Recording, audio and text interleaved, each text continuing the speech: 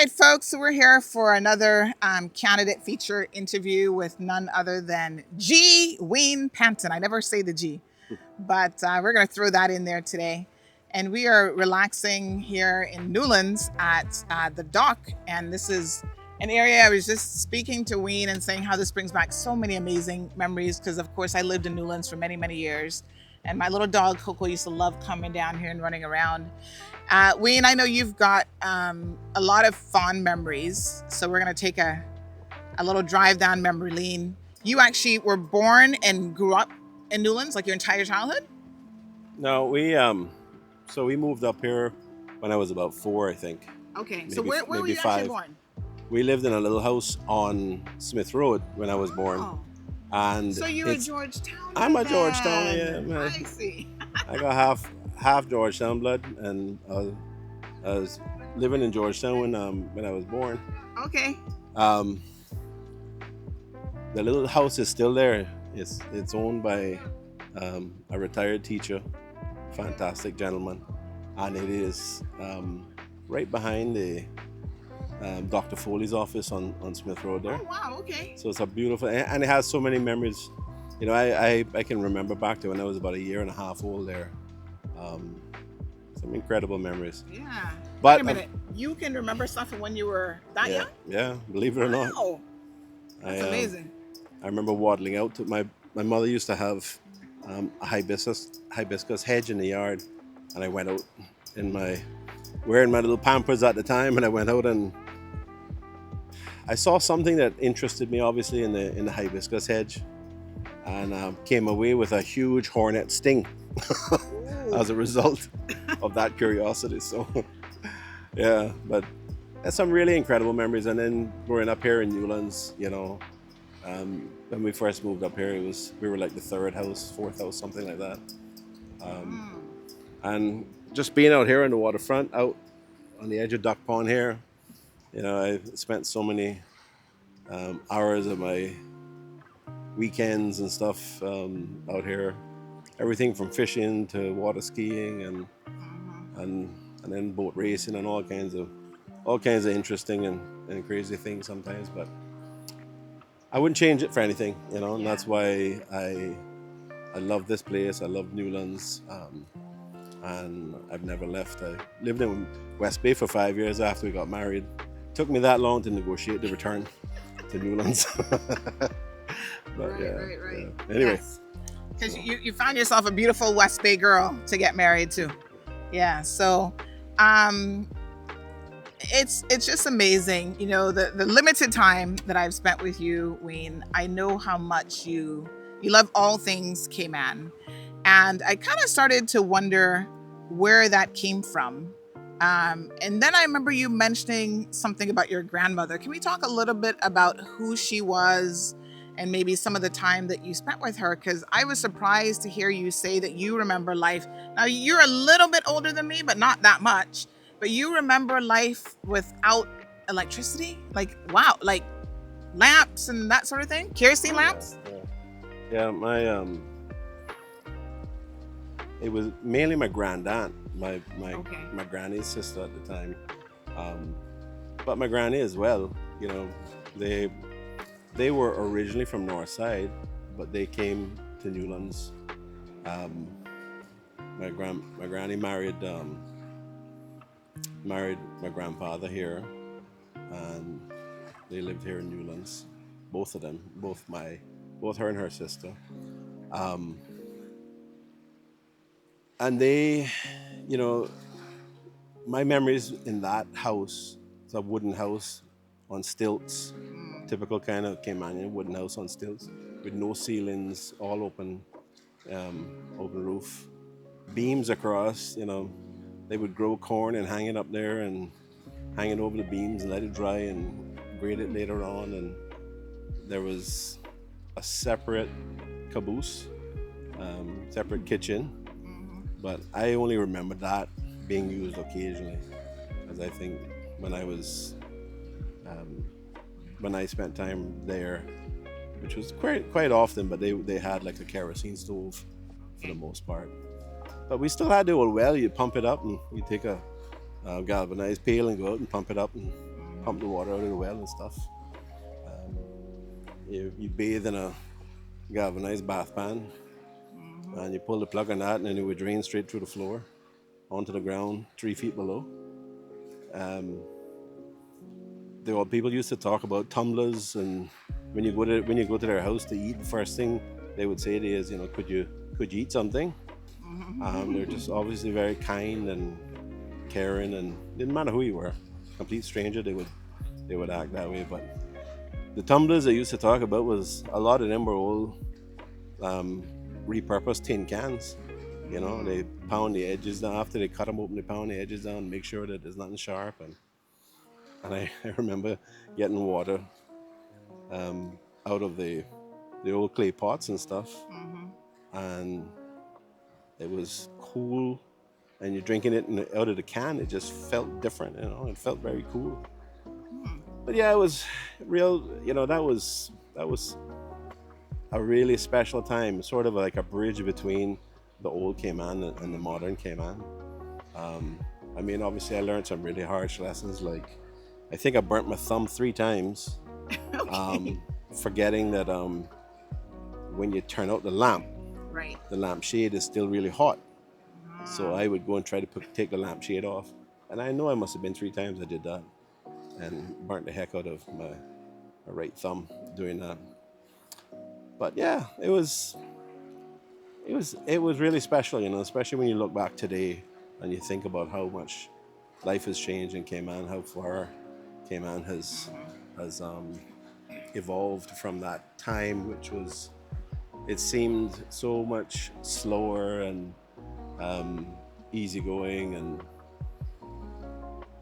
there's a lot of people sort of get very nostalgic about it, and they miss that time. I'm not saying that we haven't made significant progress, and that life hasn't improved a lot as well, but there's a lot to be said for the way we lived in the past, the way we acknowledged the benefits of our environment, and just enjoyed it, engaged in it, utilized it without destroying it. Yeah. But yeah, so I don't know if you share any of those memories, but that was Yeah, certainly mine. I don't quite have those, I'll be honest with you, because I guess I'm born in the 70s, but really remembering a lot of the late to early 80s, and it was, tape club days, and we had advanced a little bit by then as well. So fascinating and interesting. And I think that that's what makes Caymanian so amazing, is that we have shared memories, we have individual memories, and as you say, it's very, very nostalgic when you kind of reflect on those parts of your life. Because I remember walking around Georgetown, no shoes, going to Hogstye Bay every single Sunday. We'd walk down Middle Road and then go through Gorin Avenue and cut through there to what's now the waterfront. And I don't know how I managed, but every week I managed to buck my toe without fail. Boy, I tell you, I must have had some big feet. But you talk about some of the memories here in Newlands as well. I know, obviously, in that time you've seen so many changes in Newlands. Your family has been here, forever. You talk about, except the 5 years that you were in West Bay. What are some of the more positive changes that you've seen happen in the Newlands community that you're really happy about? Yeah, I think significantly it has been about the way the community of Newlands has developed. It has. When I was growing up, like I said, there was hardly anybody that lived in North Sound Estates, and you would get a new house like once every maybe 3 or 4 or 5 years or something like that. So we had kind of the same neighbors for a long time, and we spent a lot of time. One of the great things was everybody having to go to Cayman Islands High School, so you got to make friends from every quarter of the island, and sometimes we had some kids from the BRAC that came over to the high school as well. So I have some lifelong friends from that. But I think the way the community has developed into some really nice residential areas, and people have just come together as a beautiful community. You know, they made their homes here, and they're raising their children here, and we're all trying to work together and look out for each other and help to continue to make it a safe place, a beautiful place, a quiet place. We're really a significant sort of bedroom community.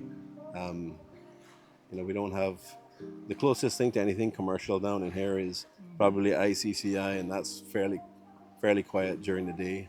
The other thing is, of course, the Coast Guard station that's recently been put in place. But other than that, you know, you have to go out to Savannah to find any sort of commercial activity. So to me, that's a special part of it. It is about you know, a home community for so many fantastic residents. We have teachers, we have police officers, you know, we have business people, we have some people from the financial services industry, we have people from tourism, every aspect of life, every aspect of industry, just about every demographic in Cayman. And that's, to me, that's what makes it special, you know. Yeah. You don't find that in too many places in the world. Right. And I happen to think it's special. Yeah. Yeah. Wonderful. Well, I'm going to let out some of your secrets here Hold today, on. Wayne. You kind of have a chef situation going on here. I didn't know that you were a cook, so to speak. But, you know, sometimes you hear me, you know, I think everybody knows I love food. And I was talking about some food one day and some turkey, this fried turkey, and I was going to try it for Thanksgiving. And then you said, well, you got to try my turkey. And so you did up a little turkey for me, and it was spicy. I got to give you the truth. It had a little kick to it. But it turns out that you enjoy cooking. And so tell us a little bit about that side of you, because I got to tell you, I hadn't really thought about you in that regard. So, what are some of your favorite Caymanian dishes that you like to put together? Well, I think it might be a little bit obvious if you looked down here I that thought somebody I was do feeding like you food well. too. No, I mean, one of the best cooks I know is my wife. But I can tell you that, you know, when I'm ready, I can cook a lot of things as well. And Yeah. I do enjoy cooking. And I enjoy doing things. Sometimes I like to do things in a traditional way, but sometimes I like to put a little twist on it Okay. at times. So, Nice. you know, I always found the traditional kind of turkeys to be very boring. Yeah. You know, I didn't really enjoy them. So I've developed this sort of fusion style in relation to turkeys, where it's, you know, it's a combination of the traditional method with some Caribbean influences and Right. some Asian influences as well. So that's why the Caribbean influences is where the kick comes from that you talked about, Yeah. and that's obviously one of the things I do like. You know, I like to have a nice turkey that isn't bland, it isn't dry. It's, you know, it's got some kick to it. It's got some nice spice to it. I think all food should be seasoned well, Yeah. generally, and that's why I enjoy doing that. Sometimes, you know, like at Christmas, I usually do like, I don't know, I usually do somewhere around 5 to 10 turkeys Wow. um, for different people, different times, different occasions. Hmm. Um, and some people just ask me to do it, and I do them, and I usually carve them up and then put them in a container and take it for them. So yeah, Wonderful. Well, but there's a lot of other things I like doing. The the Cayman style stuff, you know. I think some people in the family say we should go easy on that and try to eat a bit more healthy at times. But gosh, it's so good, you know. So trust you got to me. do it now and again. I can relate. Aye. I can definitely relate to that. What is your favorite kind of fish? Because I know you obviously do fish, and you know what's your favorite one? Well, it depends, you know. Hmm. So it was interesting when I really got into fishing in a big way. I used to fish for tuna a lot, but I didn't like tuna. And then a friend of mine, his mother, started using the tuna to make fish cakes, Okay. and they were very spicy and fantastic. Um, but tuna is a fish that has when you cook them, you tend to get a bit of histamines developing in the flesh, and I tend to be a little bit allergic to that. So my mouth itches, and all sorts of stuff. Um, so I decided I was gonna try to figure out how else to do it, and I don't remember when it was. It was a very long time ago, but I got introduced to the sushi. So now I tend to prefer having sashimi or sushi Okay. with tuna, and Ah. that is to me is the cleanest, most. It just feels natural, to eat it that way. So, so now I absolutely love tuna, but I love it especially when it's either just slightly seared on the outside, um, or not cooked at all. Just raw sashimi, um, and the nigiri with the just a piece of tuna with the rice roll and stuff. Okay. So yeah, And you can make those yourself at home? no, Oh, no, no, no. You make somebody else handle no, I let somebody. Well, I can do this. I do the sashimi. it. Okay. So like if we're in Little Cayman or something like that, we'll do it there. Yeah. But we make sashimi um, out of wahoo, out of dolphin, Okay. as well. Sometimes snapper, but I just love it like that. I mean, I love the soy sauce and the wasabi and stuff, and it's it just feels very natural to eat it that way, and it's obviously generally healthier. Yeah. Yeah. You mentioned Little Cayman. I have been to Little Cayman twice. And I've actually, they were day trips. I never really stayed. So I want you to tell me, no, 3 times actually. I've been to Little Cayman 3 times. And so, I mean, you can drive around in like an hour. So I'm like, oh man, I got to get out of here. I need internet. I need this. I need that. What do you love? Because I do know you spend a bit of time there when you can. What's the attraction for you to Little Cayman? Is it that nostalgia that you were talking about? It's part of that, I think. But Little Cayman is it's just a very awesome place, a spectacular place. Um, we have the largest breeding colony of red-footed boobies there. We have a huge colony of the frigate birds, or what we call the man of wars, and some other seabirds that come and visit and stuff. And it's just enjoying nature, and it does take you back to the days when Cayman was just a wonderful place, quiet place, not a lot of hardly any noise pollution or light pollution at night, and it's just a fantastic place to visit and enjoy. And it's just the two islands, both the Brac and Little Cayman, are extremely special in their own ways. The Brac obviously has the bluff, and some significant differences.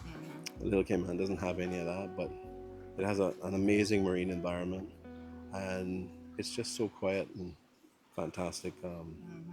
So I would suggest you try to go and spend a couple of days there, Yeah. Bucket list. because you will enjoy that. And usually when I go over, I try to find ways not to come back so soon, but sometimes I'm a little bit successful, sometimes I'm not successful at all. But it's just something special about it. It's just a fantastic place. And we have obviously some wonderful places in Grand Cayman, but Cayman Brac, but Little Cayman sort of encapsulates all the specialness about all of the islands for me. All right, I got it on my bucket list. I'm gonna get to it. I suggest you do it. I think it'd be an understatement to say you love nature, and you seem to know a lot about. I remember once a couple years ago after storm, you and I drove around. You were checking on your constituents and checking in with them, and I was surprised that like every little bird you saw, you're like, oh, that's a so and so, and trees. And where does that come from? I feel like maybe you shouldn't have been a lawyer. Maybe you should have been I don't know. But you just love all things nature, the environment, trees. Where do you think that love of nature comes from? Um, I think it comes from growing up as a country boy, out in Newlands, and you know, back in those days we didn't have TV and we didn't have too many other things to keep us indoors. Hmm. So we found every reason in the world to go outside Yeah. and spend time. If it wasn't out on one boat or another, with one friend or another, a group of friends or others, fishing, it was with other friends and sometimes my brothers, sort of exploring out in nature. And we used to walk sometimes for miles, a couple miles up in the swamps and the central mangrove areas, and some of the old, when you got closer to the south side, you would get into the grass pieces and the sort of shrubland areas, and it was just wonderful, just exploring out there. And sometimes, occasionally you would come across like old sheds or old huts and stuff Hmm. where people obviously used them decades earlier, Hmm. for different things. And of course, wasn't nothing in the way of countryside. There wasn't no Fosters out there, so you satisfied, and we didn't pack anything with us, Hmm. so you would eat ginips and guavas, and occasionally a coconut if you found a coconut tree, um, but a lot of times it was ginips, guavas, mangoes, wild mangoes, long mangoes, round mangoes. And yeah, there was probably one or two occasions where somebody came along with a little small watermelon that was found growing somewhere, and you know usually they didn't grow in the wild. Right. So Somebody's garden. somebody, no, it was like people used to put ground provisions like well up in the bush away from their houses Oh, and stuff. So okay. every now and again you come across something you didn't know who it was for, and somebody would say, well, we need something to drink or we need some food or something. But Ah, okay. anyway, that was a once in a blue moon type of situation. Hmm. Most of the time, you just had coconuts and guavas and ginips and all that kind of stuff, and then you come back home, and your parents say, well, what did you do today? And you're like, oh, I stayed home. You didn't want to admit you had been way up in the bush Right. exploring and stuff. And yeah, so you kind of grew up with nature. You grew up with an appreciation for it. um, I remember my parents had got a National Geographic subscription for me. So I started, I don't know, I remember how old I was then, but I started getting these things and reading about all of this stuff around the world. So you get into a lot of it, you understand it and Hmm. see the value in it. And then if you listen to people, um, despite all the modern things that we have, Hmm. people love fundamentally to be in an environment that really adds to their quality of life. Hmm. And that's what the natural world does for you, Yeah. Um, it keeps us centered, keeps us grounded, Hmm. pardon the pun, and Hmm. it's a huge value to us. Yeah. Yeah, it's pretty amazing how we had transitioned because now there's a whole movement about you talk about being grounded, and I kind of thought there are people in the US who purposely kick off their shoes and walk barefoot because they want to be grounded. And that's the thing because, so many of us now wear shoes indoors, out like everywhere. We got house slippers, so people are having to force themselves to reconnect with nature, which, it really shouldn't be that way. So I'm sitting out here today and I couldn't tell you the last time I've been out here, but it's so nice to just have, the breeze and you see the trees kind of, flowing with the wind, the water. It's a little bit choppy out there. Hmm. It does something different to you physically and psychologically as well. So, I think sometimes we have to force ourselves to do it. People are camping. We've got Easter coming up. A lot of Caymanians will go camping, and that's one way that, you kind of do a little primitive thing for the weekend. You reconnect for that week. But I feel like we should do it so much more. So, I guess even thinking about it myself, I need to make it more of a priority to just sit in the garden and really, really enjoy the outdoor space. Let's talk a little bit about your professional career. I think everybody knows that you're a qualified attorney and you're a partner for many, many years. But what people may not know is how you got your start in the legal profession. So this wasn't a situation where your family came from money or anything like that. You were maybe lucky in a way, and just, so tell us that story, because I've always found Yeah. that to be very fascinating. Yeah, I mean, to be honest, from the time I was a young boy, I always saw myself as being science inclined. I mean, I enjoyed all of the school subjects and stuff, but I just never, as you get older, you're encouraged to start thinking about careers and stuff. And I had never really thought seriously about being a lawyer.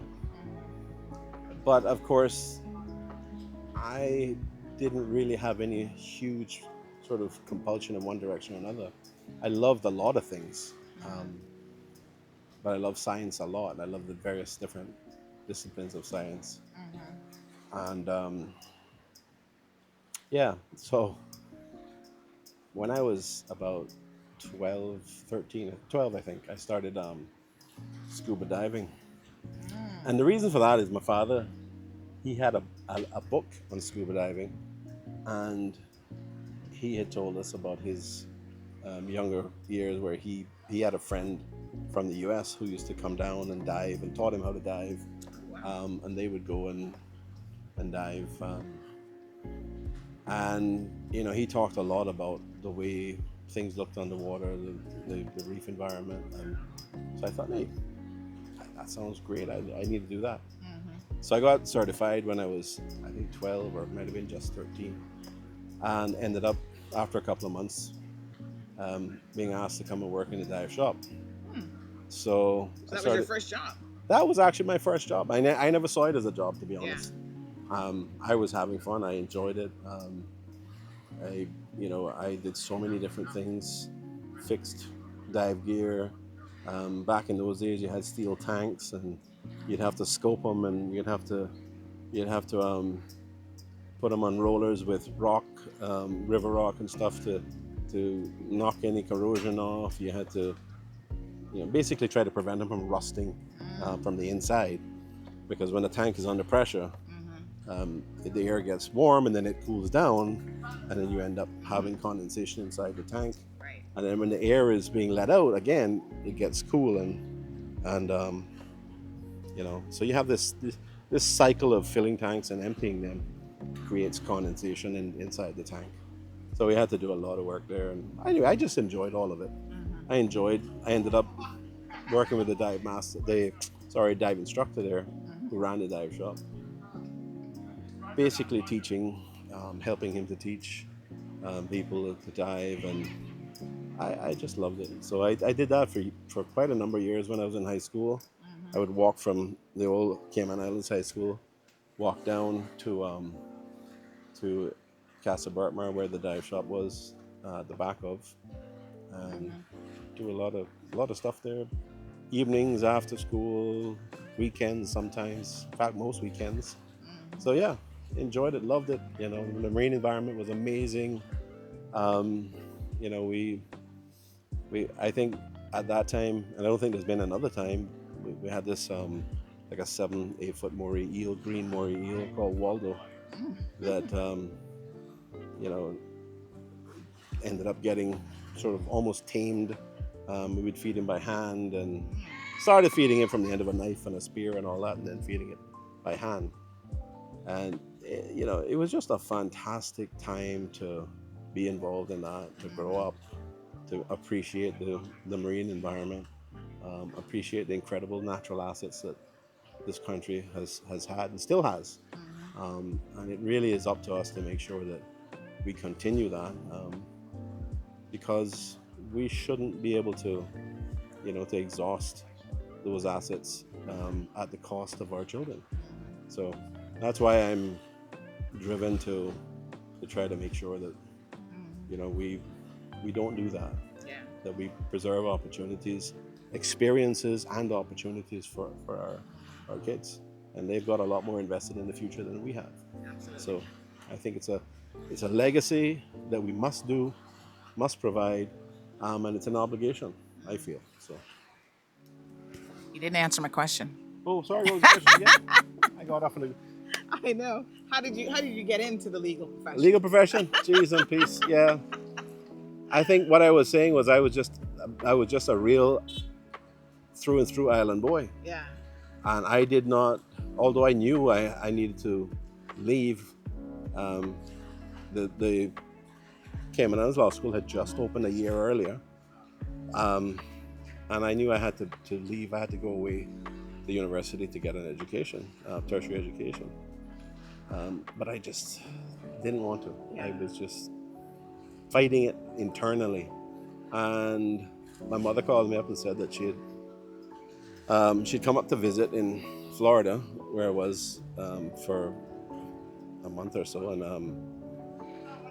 this was a process of trying to go off to school and stuff, and she said, I ran into, you know, Mr. Walker, who was the founder of W.S. Walker, and I think the question was, what is Wayne doing, and would he be interested in going to law school, which, as I said, had been open a year earlier.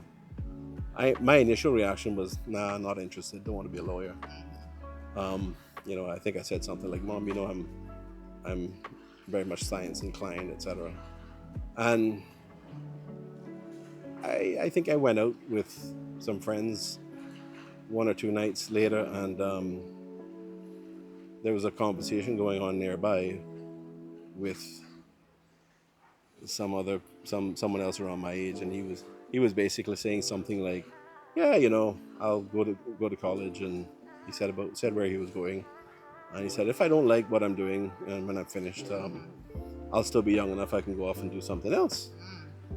So that sort of clicked into my head at some point over the ensuing hours, and by the end of that week, I had come back home, called up and made an appointment, come back home, spoken to Mr. Walker, and he said, yeah, we are looking for students and the sponsor, and we'd be happy to take you on.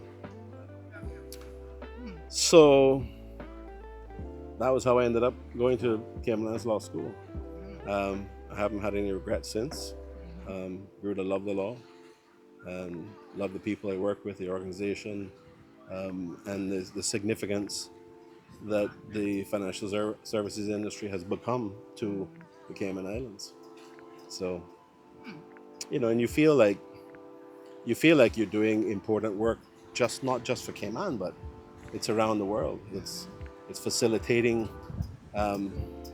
all sorts of things around the world, from infrastructure to finance for certain projects, and and creating these investment funds that help the global financial system function, make money,